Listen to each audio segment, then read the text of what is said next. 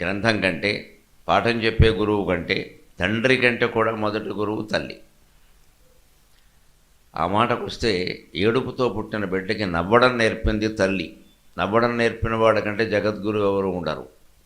అందుకని మా అమ్మ గురించిన ప్రార్థనలోని గురు ప్రార్థన కూడా కలిపి చేస్తూ మీకు అందరికీ గురు పూర్ణిమ శుభాకాంక్షలు తెలియజేస్తున్నాను. మాతాత్వమేవ చ పితా చ గురుస్త్వమేవ. నువ్వు తల్లి రూపంలో ఉన్నావు కానీ తల్లివి నువ్వే, తండ్రివి నువ్వే, గురువువి నువ్వే. విద్యాత్వమేవ సువధాన విధాత్వమేవ. నేను నేర్చుకున్న విద్య అంతా నీ స్వరూపమే. సువధాన విధాత్వమేవ. 325కి పైగా అష్టావధానాలు, 10 శతావధానాలు, ఏకధాటిగా 750 పద్యాల ధారణతో సహస్రావధానం చేయగలిగామంటే అది నీ దయ అమ్మా. గురు రూపంలో ఉన్న నీకు నమస్కారం. విద్యాత్వమేవ సువధాన విధాత్వమేవ. ఇంకో మాట గురుతత్వం మనకు అర్థమైతే నేర్చుకోవలసింది. మానం త్వమేవ చ విమానకథాత్వమేవ. సన్మానం జరిగినా నీదయే, అవమానం జరిగినా నీదయే. విమానం అంటే అదే అర్థం. ఇంకో అర్థం ఎలాగో విమానం ఉండనివ్వదు. 2001లో మొదలైంది విదేశీ ప్రయాణం, విమాన ప్రయాణం. 150 విమానాలు అయ్యే వరకు చిన్నపిల్లాళ్ళలాగా లెక్కపెట్టి టికెట్లు కూడా జాగ్రత్త పెట్టాను. ఇక అక్కడి నుంచి లెక్కెట్టడం మానేశాను. ఏమి లెక్కెడదాం పని లేకండి. మొదట్లో అదో సరదా. పెద్ద పెద్ద బ్యాగులకు ట్యాగ్లు వేస్తారు, అవన్నీ పట్టుకొచ్చి మా పిల్లలకి చూపించేవాడిని. ఇలా వేస్తారు రా. ఇప్పుడు వాళ్ళే ఎక్కారు 50 విమానాలు, నేను ఎక్కేది ఏమిటి ఇంక. అందుకని పైగా నా అదృష్టం ఏమిటంటే నా గురువుల దయ, మా అమ్మ దయ. ఇంతవరకు నేను ఎక్కిన ఏ విమానానికి నేను డబ్బులు ఇవ్వలేదు. ఎవరో ఇచ్చుకున్నారు, నేను ఎక్కాను. సొంతంగా డబ్బులు ఖర్చు పెట్టి విమానం ఎక్కిన సందర్భాలు చాలా తక్కువ. మొత్తం మీద ఈ 25 ఏళ్లలో 3 4 ఉన్నాయో లేవో కూడా. అంత అదృష్టం ఎవరికి పడుతుంది? దానికి కారణం అమ్మ కాబట్టి. మానం త్వమేవ చ విమానకథాత్వమేవ.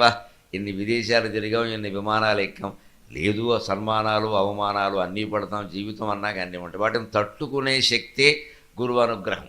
గురువు మనకి బోధ వల్ల చేయగలిగింది ఏమిటంటే వాటిని తట్టుకునే శక్తి. కృష్ణ పరమాత్మకి ఎన్ని అవమానాలు జరగలేదు, సొంత మేనమావ ఎన్ని హత్యా ప్రయత్నాలు చేశాడు, ఎన్ని అపనిందలు రాలేదు. రుక్మిణీ కళ్యాణం తర్వాత సత్యభామ కళ్యాణం ఉండదు. సత్రాజిత్తు మావగారు స్వయంగా ఆక్షేపించాడు. నువ్వు నా శమంతకమణి పట్టుకుపోయింది నువ్వేం చెప్పాడు. ఏమంటాం? ఎవరు ఆక్షేపించిన వాళ్ళు ఎవరండి? అవన్నీ ఆయన ధైర్యంతో, స్థైర్యంతో ఎదుర్కొన్నాడు. అది గురువు ద్వారా మనం నేర్చుకోవలసింది ఏమిటి అంటే ఎదుర్కోవాలి. అవి రావద్దు అని అంటున్నామంటే జీవితం నుంచి పారిపోతున్నాం అన్నమాట. ఎస్కేపిజం మంచిది కాదు, దాన్ని ఎదుర్కోవాలి. అందుకని మానం త్వమేవ చ విమానకథాత్వమేవ సర్వం వృధైవ తవ పాదసుమే వినామే. అమ్మా, గురుస్వరూపమైన నీ 2 పాదాలు తప్పితే మిగిలిన ప్రపంచమంతా వృధా, దాంతో నాకు పని లేదు అని గురుతత్వానికి మనం నమస్కారం చేస్తున్నాం. మనం పైగా ఎవరి కథ చెప్పుకుంటున్నాం? కృష్ణం వందే జగద్గురుం. ఈ జగత్తు మొత్తానికి ఎవరు గురువో వారి కథ చెప్పుకుంటున్నాం. అంచేత అది గురు పూర్ణిమ నాడు రావడం అనేది బ్రహ్మానందం గారి సంకల్పం కాదు, నా సంకల్పము కాదు, బ్రహ్మజ్ఞాని అయిన పరమాత్మ సంకల్పం. అది ఆయన కళ్యాణ ఘట్టం ఈ రోజు రావడం అనేది ఆయన సంకల్పం. నేను ఆయన అడిగినప్పుడు తిథి ఏమిటో నేను చూడలేదు. తేదీలు చూసుకుంటాం సాధారణంగా. ఇంకెక్కడా ఒప్పుకున్నామేమో చూస్తాం. అంతకంటే ఏమిటి, అక్కడ ఖాళీ ఉందంటే రాసేస్తాం, దానికే ఉంది.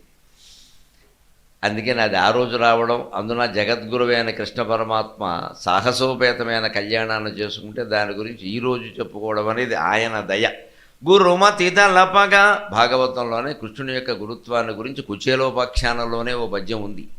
వాళ్ళు ఆ సాందీపన దగ్గర చదువుకున్న చదువుల గురించి మాట్లాడుతూ కృష్ణుడు ఎంతో గురువుగారి పట్ల చాలా గౌరవంగా మాట్లాడతాడు. సాందీపనికి మనమంటే ఎంత ప్రేమయ్యా, మన కోసం వెతుక్కుంటూ తెల్లారేసరికి వచ్చేసాడు ఆయన. ఆయన రుణం తీర్చుకోగలవా అంటే కుచేలుడు అంటాడు ఓ నవ్వు నవ్వి, గురుమతి దళపగ త్రిజగద్గురుడవనందగిన నీకు గురువనగా వండరుడెవడు. గురుమతి దళపగ త్రిజగద్గురుడవనందగిన నీకు గురువనగా వండరుడెవ్వడు. ఇంతయును నీకు అరయంగ విడంబనంబా అగుగాదెహరి అని కుచేలుడే అంటాడు. గురుమతి దళపగా, గురువు దగ్గర నిజంగా మనం అధ్యాత్మ విద్య నేర్చుకుంటే ఆ మతి ఎలా ఉండాలంటే మనస్సు గురుమతిలా ఉండాలి. అంటే విశాలంగా ఆలోచించగలగాలి. గురుతత్వం అనేది గురుమతి అంటే అర్థం అది. పెద్ద మెదడు కాదు, పెద్ద మెదడు ఉంటే మెదడు వాచిపోయిందంట. గురుమతి అంటే ఆలోచన పరిధి పెరగాలి మనది. ఎంత పెరగాలి అంటే శ్వేతాశ్వతర ఉపనిషత్తులో చెబుతారు, నీకు దేవుడి మీద నమ్మకం ఉందా లేదా కూడా మాకు అనవసరమైన విషయమయ్యా, నీకు దుఃఖం రాకుండా ఉండాలి, అంతే కదా. మనమంతా దేవుడి చుట్టూ తిరిగేది దుఃఖం రాకుండా ఉండడం కోసమే కదా, సుఖం కోసమే కదా. మంచిది, దేవుడితో సంబంధమే లేదు, నీకు వస్తుందన్నారు. ఎలా వస్తుందంటే యథా చర్మవదాకాశం వేష్టయిష్యంతి మానవాః తథా దేవమవిజ్ఞాయ దుఃఖశాంతో భవిష్యతి అని శ్వేతాశ్వతర ఉపనిషత్తులో చెబుతారు. నువ్వు ఈ చర్మం నీ దేహానికి పరిధి అనుకుంటున్నావు, అలా అనుకోకుండా ఆకాశమే నా దేహానికి పరిధి అనుకో. యథా చర్మవత్ ఆకాశం వేష్టయిష్యంతి మానవాః, ఆకాశమే మన దేహానికి పరిధి అయితే విశ్వమంతా మనమే, విశ్వం విష్ణువు, ఇంకేముంది ఇక్కడ. అంచేత తదా దేవం అవిజ్ఞాయ, దేవుడి గురించిన పరిజ్ఞానం నీకేమీ లేకపోయినా సరే కంగారు పడక్కర్లేదు.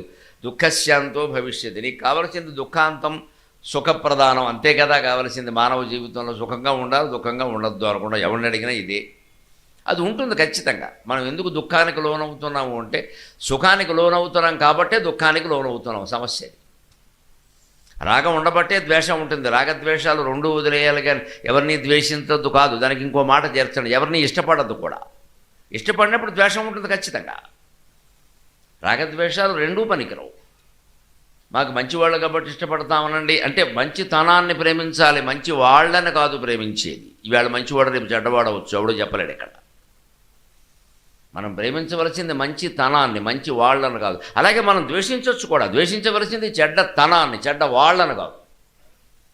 ఇది గుర్తుపెట్టుకుంటే ఎవరి యందు మనకేం ద్వేషం ఉండదు. ఒకరిని ఎందుకు ద్వేషిస్తున్నాం, వ్యతిరేకిస్తున్నాం అంటే చెడ్డవాడు కాబట్టి కాదు, చెడ్డ పని చేశాడు కాబట్టి. ఆ పని వరకే ద్వేషం, అంతే. అది అతను పశ్చాత్తాపడి తర్వాత చాలా బాధపడి ఉంటే వదిలేస్తాం ఆ విషయాన్ని.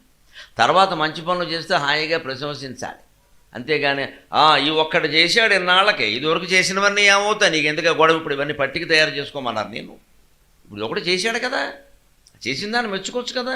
ఒకవేళ మెచ్చుకుంటే వాడు ఇంకా మంచివాడు అవుతాడేమో. ఇదే పాజిటివ్ థింకింగ్. అసలు మనుషులు మారడానికి మనం అవకాశం ఇవ్వాలంటే మనం ఇయ్యం. కులం పేరు మీద, మతం పేరు మీద, మన బంధుత్వాల్లో మనకుండే ద్వేషాల పేరు మీద వాళ్ళంతే, వాళ్ళు మారరు, వాళ్ళ అమ్మ అంతే, వాళ్ళ అమ్మమ్మ అంతే, మొత్తం దశాపరేషాం దశ పూర్వేషాం తదినాలు పెట్టేస్తాం ఇక్కడ. అలా ఎవరూ ఉండరండి. చాలా అజ్ఞానం. అసలు మానవలోకంలో పెద్ద అజ్ఞానం ఏమిటంటే, ఒక సంఘటన ఏదైనా మనకే ద్రోహం జరిగిందనుకుందాం, ఒక స్త్రీ ద్రోహం చేసింది, ఆ స్త్రీ ద్రోహి అని మీరు మాట్లాడండి. ఆ స్త్రీ కూడా ఆ సంఘటన వరకే ద్రోహి, మిగిలిన ఎన్నో ఉపకారాలు మనకి చేసి ఉండొచ్చు. ఎవరు చెప్తారు అవి? మొత్తం ఆడాళ్ళందరూ ఇంతే. ఇంత దరిద్రపు వ్యాఖ్యానం ఇంకోటి ఉండదు ఇక్కడ. మీ అమ్మ కూడా అంతేనా? ఎంతమంది మంచివాళ్ళు లేరండి? ఎవరో ఒకరు ద్రోహం చేస్తే అందరూ చేసినట్టేనా? మగవాడైనా అంతే. ఒకడు అహంకారంతో ప్రవర్తించవచ్చు, ఒకడు గర్వంతో ఉండొచ్చు, వాడి వరకే. మగ జాతి అంతా ఇంతే అని మాట్లాడకూడదు. మృగాళ్ళు అని హెడ్డింగ్ పెట్టి రాసేయకూడదు ఇక్కడ. మగాళ్ళు కాదుట, మృగాళ్ళుట. ఎంతమంది మంచివాళ్ళు ఉన్నారు మగవాళ్ళు. రాసేయడమే ఏదో జరిగితే వాడు చేశాడు, అది వాడు తప్పు. ఒక కులానికి అంటకట్టడం అంతే. వీళ్ళందరూ ఇంతే. ఏం అలా ఉండరమ్మా, చాలా మారిపోయాయి. కుల వృత్తులు లేవు, కుల ప్రవృత్తులు కూడా లేవు. మనం గ్రహించాలి, కుల వృత్తులు లేవు ఇప్పుడు. ఎవరికి ఇష్టమైన వృత్తి వారు చేపడుతున్నారు. ఆ వృత్తిని బట్టే ప్రవృత్తి వచ్చింది, అది మారిపోతుంది. వృత్తి మారినప్పుడు ప్రవృత్తి మారిపోతుంది. ఇదివరకులాగా ఎవరు లేరు ఇప్పుడు. అందుకని ఈ ధోరణి మార్చుకుని మనం విశాలంగా ఉండగలిగితే గురుమతి అంటే అర్థమవుతుంది. అలా విశాలమైన మనస్సుతో కనుక ఆలోచిస్తే, కాస్త సూక్ష్మమతితో, త్రిజగద్గురుడవనందగిన నీకు గురువనగా వండరుడెవ్వడు అన్నాడు కుచేలుడు. ఏదో కృష్ణ నువ్వు చెబుతున్నావు, నేను వింటున్నాను, కానీ నీకు గురువేమిటయ్యా? సాందీపన నాకు గురువు కానీ నీకు గురువేమిటయ్యా? నువ్వు మూడు లోకాలకి గురువు, కృష్ణం పొందే జగద్గురు, నీకు మళ్ళీ గురువేమిటి? అలా అంటాడు కుచేలని. నాకు తెలుసులే, ఇంతయును విడంబనంబ అగుగా దెహరీ. ఇదంతా కూడా అరయంగ విడంబనంబ అగుగా దెహరి. విడంబనం అంటే ఒక నాటకం. నువ్వు గురు శిష్యుడు అన్నావు, ఆయన దగ్గర కూర్చొని నేర్చుకోవడం, ఇదంతా ఓ డ్రామా. ఎందుకంటే ఆయనకి గురుత్వాన్ని ఆపాదించడానికి. అంతకంటే భగవంతుడు కూడా పుట్టాలి అంటే ఓ తండ్రి ఉండాలి, ఓ ఓ తల్లి ఉండాలి, లేకుండా ఎలా పడతాడు? శరీరం ధరించాలంటే ముందు తల్లిదండ్రి ఉండాలి, తర్వాత ఆయన చదువు నేర్చుకోవాలంటే గురువు ఉండాలి. లేకపోతే ఏం చేస్తారు? ఆయన ఏమీ నేర్చుకోకుండా అలా కూర్చొని నాకు అన్నీ వచ్చేసాయి ఆయన అప్పగించేసాడు అనుకోండి, వైకుంఠంలో నేర్చుకున్నవని ఇక్కడ అప్పగించాడు అనుకో, వెంటనే ఏం చేస్తారు? ఏమండి అక్కడ నేర్చుకోవడానికి మంత్రం ఏంటని అడుగుతాడు, ఎవడో కష్టపడ్డా. ఇక్కడ ఈ సులభమైన ఉపాయాలు చెబితే ప్రమాదం ఏమిటంటే సాధన చేసిన వాళ్ళు కూడా చెప్పకూడదు, మహిమలు మాయలు ప్రదర్శించకూడదు. ఆధ్యాత్మికమైన మహిమ ఎవరిలోనైనా ఉంటే అనుకోకుండా వారు ఉన్న చోట అది జరిగితే జరుగుతుంది, వారు దాంతో సంబంధం పెట్టుకోకూడదు. పెట్టుకుంటే బంధాల్లో ఇరుక్కుంటాడు, పెద్ద దుకాణం తెరిచేసినట్టే. ఇంకా ఒక్కడికి రోగం తగ్గించాము మన ఆశీర్వచనం వల్ల అంటే మొత్తం ఫలానా రోగాలు తగ్గుతున్నాయట, మొత్తం అందరూ ఇక్కడికి వస్తారు, పక్క డాక్టర్లు అందరూ కక్షగట్టి కేసెట్టేస్తారు.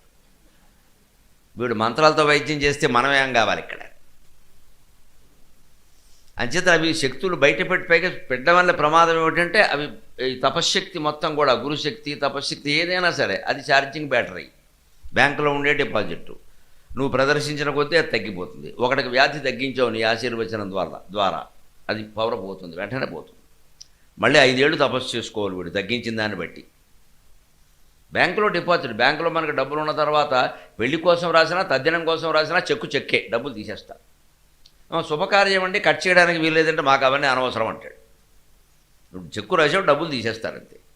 నువ్వు ఎవడికి వరం ఇచ్చినా శాపం ఇచ్చినా తపశ్శక్తి తగ్గిపోతుంది, శాపం ఇచ్చినా కూడా తగ్గుతుంది. అందులో కూడా ఒక మాట, శాపం ఇస్తే ఎక్కువ తగ్గుతుంది, వరం ఇస్తే కొంచెం తగ్గుతుంది. ఎందుకంటే వరం ఇచ్చేటప్పుడు మన మనస్సు ప్రశాంతంగా ఉంటుంది, శాపం ఇచ్చేటప్పుడు కోపంగా ఉంటుంది, బీపీ ఉంటుంది, 170 వస్తుంది, అది అందుకే తగ్గుతుంది.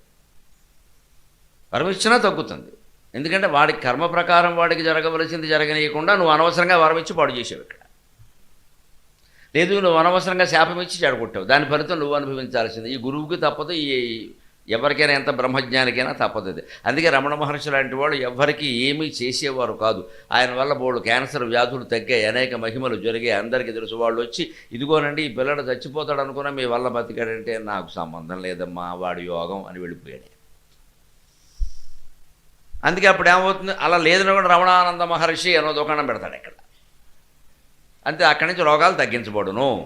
అక్కడి నుంచి మొత్తం 1000 కోట్ల రూపాయల బ్లాక్ మనీ అంతా వాడి దగ్గర చేరుతుంది. మొత్తం పారిశ్రామికవేత్తలందరూ అక్కడ చేరతారు. వీళ్ళు అక్రమంగా సంపాదించిన సంపాదన అంతా అక్కడ పెడతారు. ఈ గురుపోటం ఏమవుతుంది, ఈ గురువు వెళ్ళి జైల్లో ఉంటాడు, వాడు డేరా బాబా అవుతాడు, బోలే బాబా అవుతాడు. అయితే గురువుల పట్ల గురు పూర్ణిమ నాడే చెబుతున్నారు, దయచేసి ఒక అజ్ఞానాన్ని తగ్గించుకోండి. వారి దర్శనం కేవలం గౌరవం అంతే, ఒక నమస్కారం అంతే. వారి పాదధూళి పవిత్రం ఉండడం, పాదధూళి కోసం పరుగులు పెడితే బోలేబాబా దగ్గర 300 మంది పోయినట్టే పోతారు. ఆ సంఘటన పేపర్లో చూసినప్పటి నుంచి కార్యకర్తలకు నేను ఫోన్ చేసి తగిన జాగ్రత్తలు తీసుకోండి, నాకు అప్రతిష్ట రాకుండా చూడడం చెబుతున్నాను. ఏం జరుగుతుంది ఎవరు చెబుతారని తొక్కిసలాట జరగదనే ఉంది ఇక్కడ. ఎవరి జీవితాలు పవిత్రాలు కాదు, ఎవరి పాదాలు పవిత్రాలు కాదండి. నా ప్రవచనం అయితే ముఖ్యంగా మీ కాళ్ళ మీద మీరు నిలబడ్డానికి తప్పితే నా కాళ్ళ మీద పడ్డానికి కాదమ్మని. అందుకే నా ప్రవచనంలో మొత్తం ఏ పురాణ కథ చెప్పినా దాని సామాజిక వ్యాఖ్య, సోషల్ కామెంటరీతోనే చెబుతాం. ఈ అన్వయం ఎందుకు, ఇంత ఆలస్యం ఎందుకు, ఇంత విశ్లేషణ ఎందుకు అంటే నువ్వు ధైర్యం పొందడానికి. ఎవరి మీద ఆధారపడినా ఉపయోగం లేదు, భగవంతుడి మీద ఒక్కడి మీద ఆధారపడాలి. ఆ భగవంతుడు మనమే అని తెలుస్తుంది చివరికి. వివేకానందుడు చెబుతాడు, నువ్వు చదివిన కొద్దీ సాధన చేసిన కొద్దీ పురుష ప్రయత్నంలోనే అంతా ఉందనే విషయం నీకు అర్థమవుతుంది, అంతకంటే ఏం లేదన్నాడు. యోగ వాసిష్టము అంతే. 32,000 శ్లోకాలు ముగిశాక వశిష్ఠుడు రాముడితో ఏమంటాడంటే, నా దైవం నచ కర్మాణి న ధనాని న బాంధవాక శరణం భవభీతానాం స్వప్రయత్నాదృతే నృణాం. మానవుడు ఎవడైనా మోక్షం పొందాలి, ఈ భవరోగం నుంచి విడుదల కావాలి, మనశ్శాంతి పొందాలి అంటే నా దైవం, ఏ దేవుడు నీకేం చేయలేడు ఇక్కడ, ఏ విధి నీకేం ఉపకారం చేయలేదు. నా కర్మాణి, నీ యజ్ఞయాగాదులు కూడా నిన్నేం కాపాడలేవు, తప్పించలేవు. నా ధనాన్ని, డబ్బు అసలే కాపాడలేదు. నా బాంధవాక, ఎంత దగ్గర బంధువులు మనకి చేయగలిగింది ఏమీ లేదు. మరి ఏం చేయాలంటే స్వప్రయత్నాదృతే, నీ ఏడుపును వేడవలసిందే అని చెప్పాడు ఒక మాటలో. నీ ప్రయత్నం నువ్వు చేసుకోవలసిందే. జ్ఞానం పొందడానికి ఏం ప్రయత్నం చేయాలో అది చేయాల్సిందే. గ్రంథాలు చదవాల్సిందే, గురువులు చెప్పిన మాటలు వినాల్సిందే, విన్నదాన్ని మననం చేసుకోవలసిందే, మననం చేసుకున్న దాన్ని జీవితానికి అన్వయం చేసుకోవలసిందే, అన్వయం చేసుకున్న దాన్ని ఆచరణలో పెట్టుకోవలసిందే. ఎవరి బాధ్యత వారిదే. అప్పుడు మనం అందరం బాగుపడడానికి దారుందండి. ఒక గురువు నమ్ముకుని ఎందుకు వాళ్ళ కాళ్ళ మీద పడతారండి, నాకు అర్థం కాదు. అందుకే పీఠాలు పెరిగిపోయి కలియుగంలో గురువులు పెరిగిపోయారు, శిష్యులు తగ్గిపోయారు. ప్రతివాడు ఇంకా శిష్యుడిగా అసలు గురువు గారి దగ్గర నేర్చుకోకుండానే వేరే బ్రాంచి కిరాణం కొట్టి పెట్టినట్టు దుకాణం పెట్టేస్తారు ఇక్కడ. వీడు ఆనంద అంటే వాడు పరమానంద అంతే. ఇక్కడ దాని నుంచే వచ్చింది కదా బ్రాంచ్. రాజకీయ పార్టీలు